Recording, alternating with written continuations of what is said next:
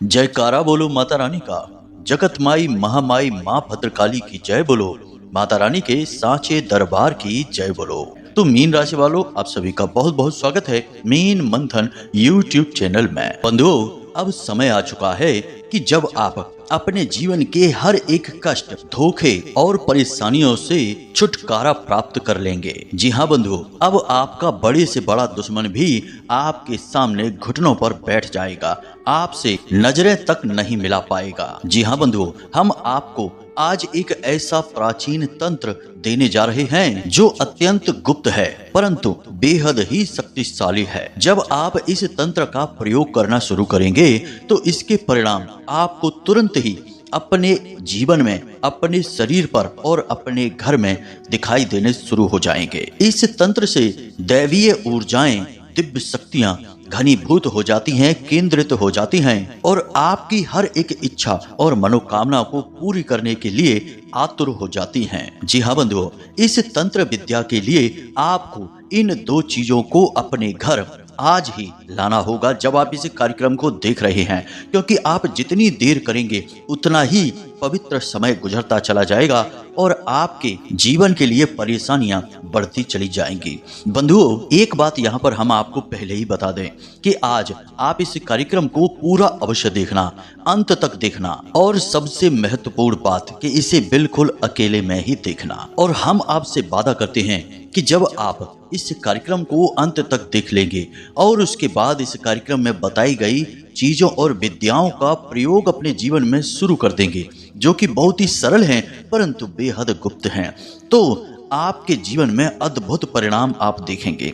हम तो यहाँ तक कहेंगे कि जिन चीजों के लिए आप अब तक तड़प रहे हो वे सारी चीजें आपको एक एक करके मिलने शुरू हो जाएंगी। जी हाँ बंधुओं, अब आपके मन में विचार आ रहा होगा कि आखिर ऐसी कौन सी चीजें हैं और आखिर ऐसा कौन सा तंत्र है और हमें आज तक किसी ने इस तंत्र के विषय में क्यों नहीं बताया है। तो बंधुओं, हम आपको बता दें कि जो सचमुच में काम करने वाली विद्याएं होती हैं उन्हें जानबूझकर गुप्त रखा जाता है।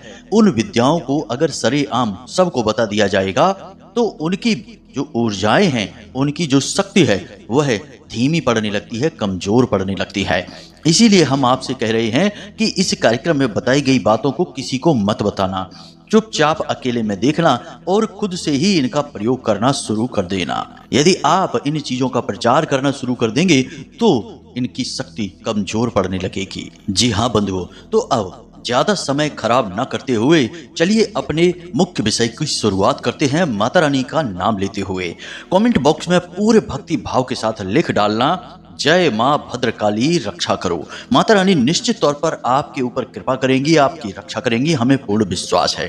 इसी के साथ साथ बंधुओं, यदि आप इस चैनल कार्यक्रम पर पहली बार आए हैं तो आप इसे सब्सक्राइब अवश्य कर लें।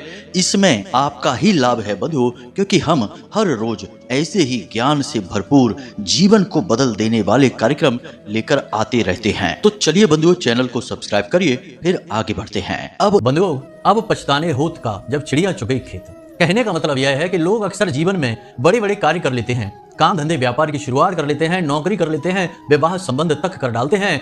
फिर जब तकलीफें आती हैं, परेशानियां आती हैं, जीवन में पल पल में रुकावटें आती हैं, तब उन्हें याद आता है कि क्यों ना अपनी कुंडली, अपना चार्ट दिखा लिया जाए और जीवन में आ रही परेशानियों का कारण जान लिया जाए। लेकिन बंधुओं, यह बहुत देर से होने वाली प्रक्रिया है।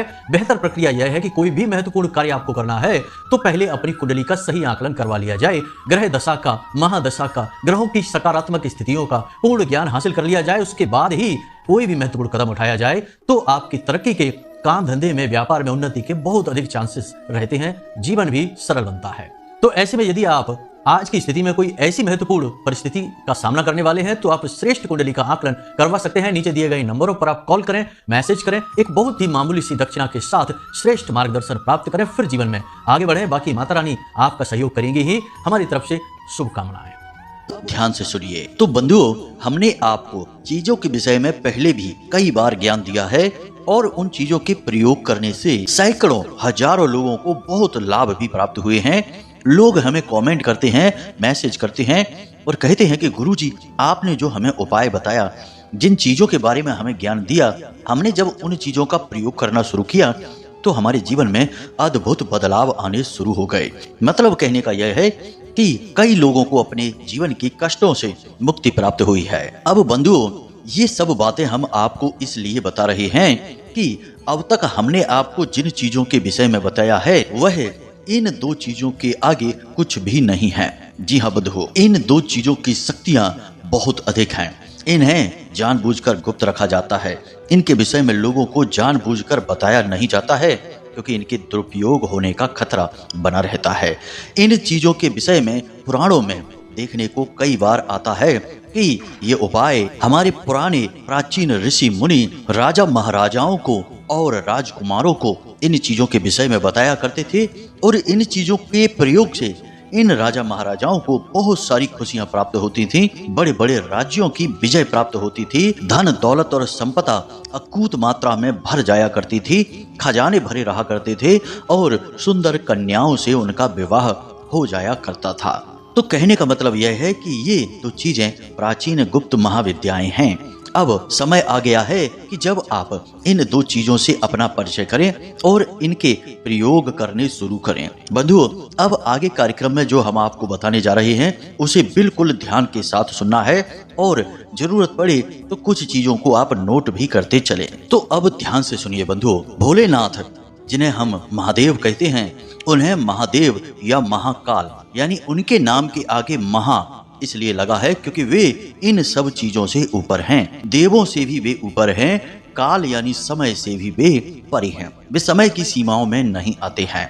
अब महादेव की एक विशेष खूबी है कि जब किसी के जीवन में हद से ज्यादा कष्ट लिखा रहता है और उन कष्टों को भोगते भोगते जातक परेशान हो जाता है, उसे कोई मार्ग नहीं दिखाई देता, तो वह महादेव की शरण में चला जाता है। और जब महादेव की शरण में वह जाता है तो महादेव उसके माथे पर लिखी हुई किस्मत की लकीरों को बदल डालते हैं। उसके भाग्य को पलटने की, उसकी किस्मत को बदल देने की और कष्ट की जगह उसके जीवन में, उसकी किस्मत में खुशियों को लिख देने की क्षमता, शक्ति, पराक्रम्य केवल भोलेनाथ के पास है, महादेव के पास है। इसी प्रकार पुराणों में एक कथा सुनने को मिलती है कि ब्रह्मा जी एक बार परेशान होकर भोले बाबा से मिलने उनके धाम पहुंचते हैं और जब उनके धाम पहुंचते हैं तो भोले बाबा आंख मूंद कर समाधि में बैठे थे। तो ब्रह्मा जी जब भोले बाबा के पास पहुंचे तो माता पार्वती ने उनसे पूछा कि क्या हुआ, आप इतने परेशान क्यों दिखाई दे रहे हैं। तो ब्रह्मा जी माता पार्वती से शिकायत करते हुए कहते हैं कि हम भोले बाबा से बहुत परेशान हो चुके हैं। पार्वती माता पूछती हैं कि आखिर क्या हुआ, ऐसी कौन सी बात हो गई। तो ब्रह्मा जी कहते हैं कि हम किसी जातक के जीवन में उसके कर्म के अनुसार दुख और कष्टों को लिखते हैं और वह जातक अपने कष्ट और परेशानियों को भोग भी रहा होता है, अपने कर्म काट रहा होता है, लेकिन कहीं से उसे जब भोले बाबा के बारे में पता चलता है तो वह उनकी शरण में चला जाता है। और जब भोले बाबा की शरण में कोई जातक आता है तो ये भोले बाबा सदा शिव महादेव उसकी किस्मत को बदल कर रख देते हैं, हर एक कष्ट को काट देते हैं, उसकी जीवन में, उसकी किस्मत में, उसके भाग्य में खुशियां ही खुशियां लिख देते हैं। यानी कि ये हमारे लिखे हुए विधान को, विधि के विधान को ही पलट कर रख देते हैं। ऐसा कैसे चलेगा माते, जब भोले बाबा किसी की किस्मत का फैसला खुद ही कर देंगे तो फिर हम ब्रह्मा और विष्णु जी यानी नारायण श्री हरि विष्णु की आवश्यकता ही क्या है। तो माता पार्वती कहती हैं कि इसमें भोले बाबा का कोई दोष नहीं है। भोले बाबा हैं ही इतने भोले कि वे केवल जो सामने दिखता है, जिसका भाव गहरा है, जो दर्द में होता है, जिसकी आंख से आंसू बहते हैं, बस उसी को देखकर पिघल जाते हैं। इसीलिए तो इनका नाम भोलेनाथ है, क्योंकि ये जातक के दुख को देख ही नहीं सकते हैं। और जैसे ही जातक इनके आगे आकर आंसू बहाता है, दुखी होता है, तो ये उसके सारे कष्ट स्वयं अपने ऊपर ले लेते हैं और उसके जीवन में खुशियां ही खुशियां भर देते हैं। यानी कि भोलेनाथ का यह व्यक्तिगत स्वभाव है। और चाहे देव हो, दानव हो, मानव हो या स्वयं महादेव ही क्यों ना हो, अपने स्वभाव के विपरीत कोई जा ही नहीं सकता है और यही भोलेनाथ की मजबूरी है। तो इस कहानी से हमें यह शिक्षा मिलती है कि जब जीवन में कष्ट बढ़ जाए, परेशानियां बढ़ जाएं, तो भोलेनाथ की शरण में चले जाइए। ऋषि मार्कंडेय जो अल्प आयु थे, भोलेनाथ की शरण में जाते ही अमर हो गए और भोले बाबा के आजीवन सेवक और भक्त बन गए। तो ये सारी बातें हम आपको इसलिए बता रहे हैं कि यह जो क्रिया है, यह जो उपाय है, यह भोलेनाथ से ही जुड़ा हुआ है। जी हाँ बंधुओं, केवल भोले बाबा में ही यह सामर्थ्य है कि वे आपके जीवन भर के कष्ट और परेशानियों को मिटा सकती हैं। तो अब जरा ध्यान से सुनिए, आपको 2 चीजों की आवश्यकता है। पहली चीज, सांप का यानी नाग और नागिन का एक जोड़ा। नाग और नागिन का जोड़ा वैसे तो चांदी का होना चाहिए, परंतु यदि आपकी सामर्थ्य ना हो तो आप तांबे का भी ले सकते हैं। अब नाग और नागिन के जोड़े का क्या करना है, इसके बारे में हम आगे आपको बताने जा रहे हैं। अब दूसरी चीज के विषय में ध्यान से समझिए। दूसरी चीज है श्वेतार्क गणपति या स्वयंभू गणपति। जी हाँ बंधुओं, अब ये 2 चीजें आपको कहाँ मिलेंगी, इनके बारे में समझते हैं। तो जो नाग नागिन का जोड़ा है वह तो आपको किसी भी पूजा पाठ की दुकान पर आसानी से मिल ही जाएगा, उसमें परेशानी नहीं है। लेकिन ये जो श्वेतार्क गणपति हैं या स्वयंभू गणपति हैं, इनके विषय में आपको जानना बेहद आवश्यक है। हो सकता है कि आप में से बहुत सारे लोगों ने स्वयंभू गणपति का कभी नाम भी ना सुना हो, जिन्हें श्वेतार्क गणपति कहते हैं, इनका कभी नाम भी ना सुना हो। तो आज हम आपको इनसे परिचय कराने जा रहे हैं। आपने अक्सर यह देखा होगा कि खासतौर से सावन के महीने में भोले बाबा के शिवलिंग पर एक पुष्प चढ़ाया जाता है, जिसे आंख का पुष्प कहा जाता है। जी हाँ बंधुओं, इसे आर्क भी कहते हैं, आंख भी कहते हैं। यह पुष्प जिसमें से सफेद रंग का दूध जैसा कुछ निकलता है, तरल पदार्थ, यह बहुत ही जहरीला होता है। और भोले बाबा को तो जहरीली चीजें ही चढ़ाई जाती हैं, फिर चाहे भांग हो, धतूरा हो, आर्क हो, कुछ भी हो, भोले बाबा सब ग्रहण कर लेते हैं, कष्ट खुद ले लेते हैं, खुशियां हमें दे देते हैं। तो यह आंख का फूल आपने देखा होगा, भोले बाबा को चढ़ाया जाता है। यह भोले बाबा को अत्यंत प्रिय होता है। अब इस आंख के पौधे को एक विशेष आशीर्वाद गणपति के द्वारा प्राप्त है, और वह आशीर्वाद यह है कि यह आंख का पौधा पुराना होता जाएगा, यानी कि लगभग 11 वर्ष का हो जाएगा।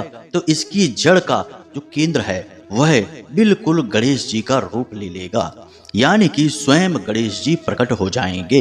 अब गणेश जी यहाँ क्यों प्रकट होंगे, क्योंकि यह पौधा स्वयं भोलेनाथ का प्रतीक माना जाता है, और गणेश जी को भोले बाबा का साथ बहुत अधिक प्रिय है। और एक बात हम बता दें कि पुराणों में यह घटना लिखी हुई है, आपने भी सुनी होगी, कि भोलेनाथ गणपति से बहुत अधिक प्रसन्न रहते हैं।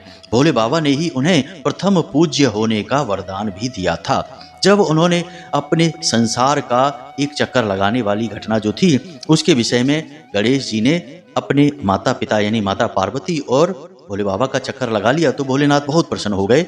यह कहानी लंबी है, फिर कभी आपको सुनाएंगे। तो कहने का मतलब यह है कि भोलेनाथ के साथ गणपति वहां प्रकट हो जाते हैं।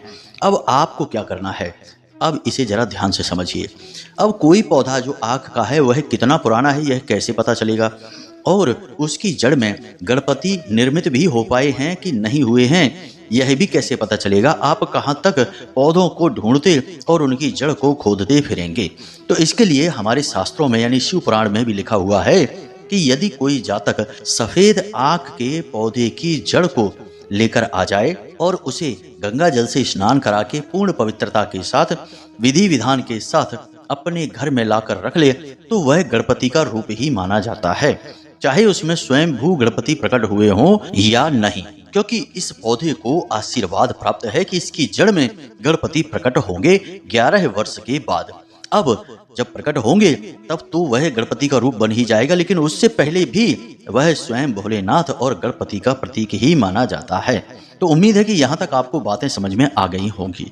नाग नागिन का एक जोड़ा और श्वेतार्क गणपति यानी स्वयं भू गणपति का प्रतीक आंख के पौधे की जड़, छोटा सा एक टुकड़ा आपको लेना है, पूरी जड़ नहीं खोदनी है, पौधे को तहस नहस नहीं करना है, उसे ज्यों का त्यों लगा रहने देना है, थोड़ी सी उसकी जड़ को खोदकर अपने घर लेकर आ जाना है। अब शास्त्रों में श्वेतार्क गणपति के कई प्रयोग लिखे हुए हैं, क्योंकि हर एक जातक के जीवन में कष्ट अलग अलग रूप में होते हैं।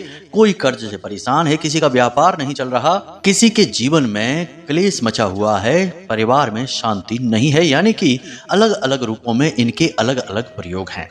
तो अब कैसे करने हैं इनके प्रयोग, इसे आप जरा ध्यान से समझिए। यदि आपको शत्रु से परेशानी है, यानी कि आपके शत्रु अधिक हैं, आपके खिलाफ षड्यंत्र रचते रहते हैं, यहाँ तक कि तंत्र मंत्र बाधाएं भी आपके जीवन में खड़ी होती रहती हैं, तो आपको शनिवार के दिन श्वेतार्क गणपति अपने घर लाना है, यानी कि सफेद आंख के पौधे की जड़ को थोड़ा सा टुकड़ा खोद कर काट कर अपने घर लाना है, और फिर इसे रात्रि के समय पूजन करना है, यानी कि गाय के घी का दीपक जलाना है और इसे शुद्ध करने के बाद सिद्ध किया जाता है। सिद्ध करने के लिए ओम गम गणपतये नमः इस मंत्र की एक माला जाप आपको करनी है। उसके बाद आपको ओम भैरवाय नमः, जी हाँ बंधुओं ध्यान से सुन लें, ओम भैरवाय नमः भगवान भोलेनाथ के भैरव स्वरूप में इस श्वेतार्क गणपति को सिद्ध किया जाएगा।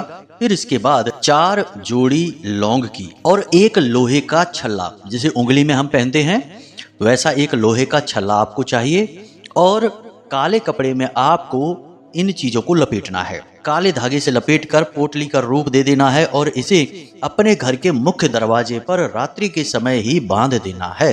इस प्रकार से बांधना है कि यह किसी को दिखाई ना दे, छिपा रहे। बस इससे आपके जीवन की हर एक नकारात्मक ऊर्जा, तंत्र मंत्र बाधा, नजर टोना टोटका सब कुछ अपने आप समाप्त हो जाएगा। किसी ने जानबूझकर यदि आपके ऊपर तंत्र क्रिया कर रखी है तो वह तांत्रिक क्रिया वापस उसी के पास चली जाएगी। जी हाँ बंधुओं, इसी प्रकार यदि आपको धन लक्ष्मी को यानी स्थायी लक्ष्मी को अपने जीवन में आकर्षित करना है, अब पैसे तो जीवन में आते रहते हैं और खर्च भी होते रहते हैं, तो इसे लक्ष्मी का आगमन नहीं कहेंगे, क्योंकि एक हाथ से पैसा आया और दूसरे हाथ से निकल गया, आपके पास कुछ भी नहीं बचा, तो यह लक्ष्मी का आगमन नहीं है, यह जीवन यापन चल रहा है। लक्ष्मी का आगमन या स्थायी लक्ष्मी का निवास उसे कहते हैं कि जब पैसा आए और पैसा खर्च भी हो, परंतु कुछ इस प्रकार का आपके जीवन में धन का प्रवाह हो कि आपकी तिजोरियां भी भरती चली जाएं, आपके बैंक बैलेंस भी भरते चले जाएं और आपके खर्चे भी अच्छी तरह से पूरे होते रहें,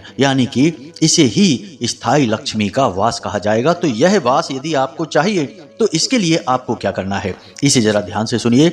आपको पीले कपड़े में श्वेतार्क गणपति की पोटली बनानी है और बिल्कुल उसी विधि के साथ रात्रि के समय गाय के घी का दीपक जलाना है और इस श्वेतार्क गणपति को शुद्ध करने के बाद सिद्ध करेंगे। उसी प्रकार से मंत्रों का उच्चारण करेंगे। ओम गम गणपतये नमः एक माला इसकी जाप करेंगे। उसके बाद ओम श्रीम महालक्ष्मी नमः इस मंत्र का एक माला जाप करेंगे। मंत्र एक बार फिर से ध्यान से सुने, ओम श्रीम महालक्ष्मी नमः। इसके बाद आप उसी पीले रंग के कपड़े की पोटली बनाएंगे, साथ में थोड़ी सी कुछ चीजें और रखेंगे, यानी एक हल्दी की गांठ रखेंगे, एक चांदी का सिक्का रखेंगे और एक जोड़ी लक्ष्मी कौड़ियां रखनी है। लक्ष्मी कौड़ी आपको पूजा पाठ की दुकान पर मिल जाएगी। अब इसकी पोटली बनाकर आपको पीले धागे से लपेटकर ही पोटली बनाना है, यह याद रखना। इसकी पोटली बनाकर आपको अपने घर के उस स्थान पर रखना है जहां आप पैसे रखते हैं, चाहे वह कोई अलमारी हो, चाहे वह तिजोरी हो, कोई भी ऐसी जगह जहां आप लाकर अपने पैसे रखते हैं, उसी स्थान पर आपको इस पोटली को रख देना है। अब इसी प्रकार के व्यापार को बढ़ाने के, कर्ज से मुक्ति प्राप्त करने के, जीवन में प्रेम संबंध को आकर्षित करने के, पति पत्नी के बीच में यदि प्रेम नहीं है, आपसी प्यार समाप्त हो चुका है, तो उसे किस प्रकार वापस लेकर आएं और फिर से प्रेममय जीवन कैसे बनाएं, इसके बहुत सारे प्रयोग होते हैं श्वेतार्क गणपति के, परंतु उनके विषय में हम आज बात नहीं करेंगे, वरना हमारा कार्यक्रम बहुत अधिक लंबा हो जाएगा। अभी फिलहाल हमने 2 प्रयोग आपको बता दिए हैं, इन्हें आप अवश्य कर लें, दोनों ही प्रयोगों को आप कर लें। अब बात करते हैं अपने मूल प्रयोग की, उस नाग नागिन के जोड़े की जिसे आप लेकर आए हैं। इस जोड़े को आपको सोमवार के दिन लेकर आना है अपने घर में, गंगा जल के साथ इसे शुद्ध कर लेना है। और इसे सिद्ध कैसे करेंगे, इसे जरा ध्यान से सुनिए।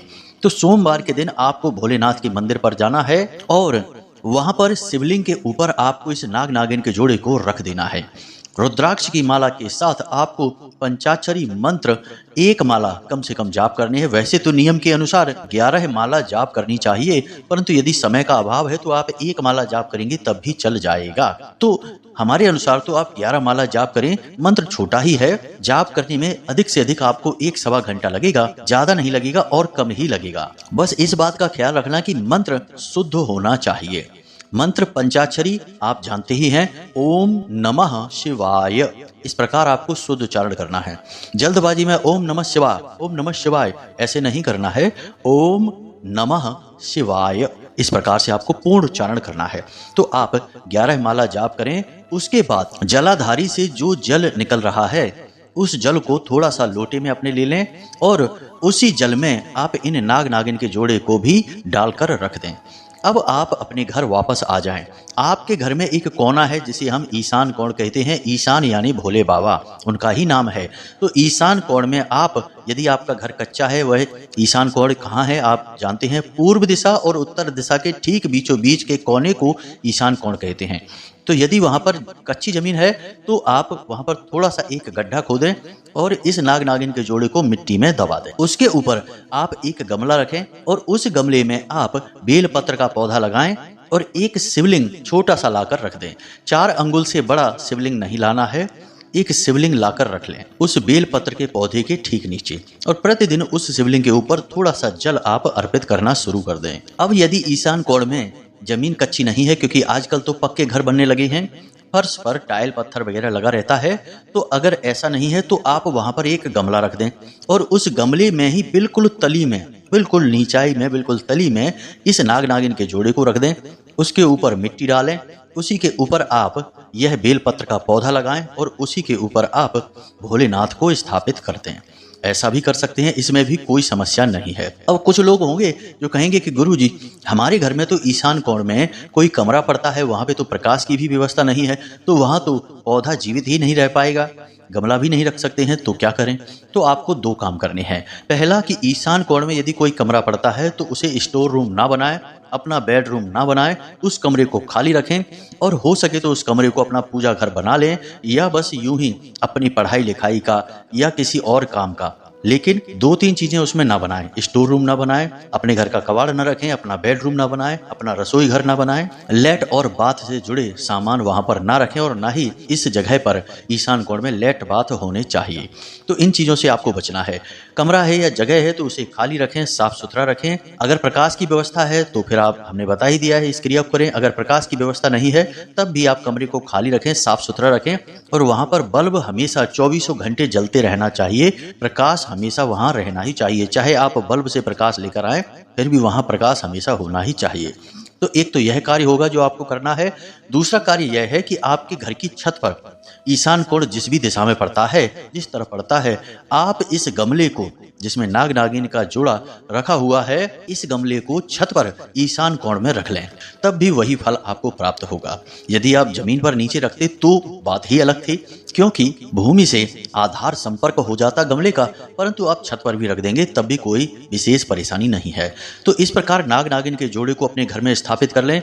किसी भी प्रकार की नकारात्मक ऊर्जा, राहु केतु की परेशानी, शनि की परेशानी या फिर किसी भी अन्य प्रकार की परेशानी आपके जीवन में है, वह समाप्त होनी शुरू हो जाएगी। प्रतिदिन भोले बाबा को जल समर्पित आप करेंगे और हमने कहा ही था कि जिसके जीवन में चाहे किसी भी प्रकार का कष्ट क्यों ना हो, चाहे वह देवी देवताओं से कष्ट आ रहा हो, चाहे ग्रह नक्षत्रों से हो, चाहे किसी भी प्रकार की बाधा हो, एक बार जो भोले बाबा की शरण में चला गया, उसके जीवन के सारे कष्ट और परेशानी भोले बाबा स्वयं ग्रहण कर लेते हैं और उस जातक के जीवन में खुशियां और आनंद भर देते हैं, उसके भाग्य को ही पलट कर रख देते हैं। तो इस प्रकार से आपको इन क्रियाओं को करना है।